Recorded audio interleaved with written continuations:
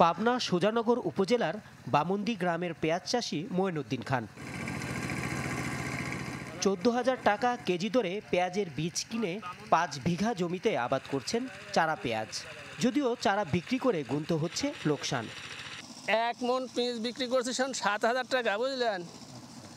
আর এখন বিক্রি হচ্ছে মাত্র ২৫০০ টাকা, ২৫০০, ১৫০০, ২০০০ এইভাবে বিক্রি হচ্ছে। একে তো চারার দাম পাচ্ছেন না, আবার সেই চারা রোপণ করে পেঁয়াজ আবাদের উৎপাদন খরচ বাড়ছে লাগামহীনভাবে। মুড়ি কাটা পেঁয়াজের লোকসান কাটানো তো দূরের কথা, নতুন করে দুশ্চিন্তায় পড়ছেন তারা।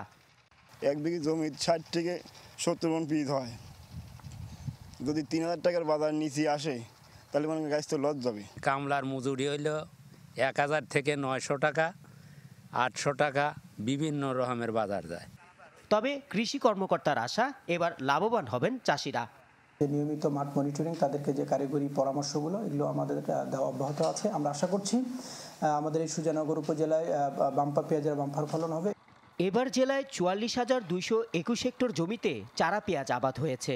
উৎপাদনের লক্ষ্যমাত্রা প্রায় ৬,৬১,০০০ টন। Desk report, channel 24।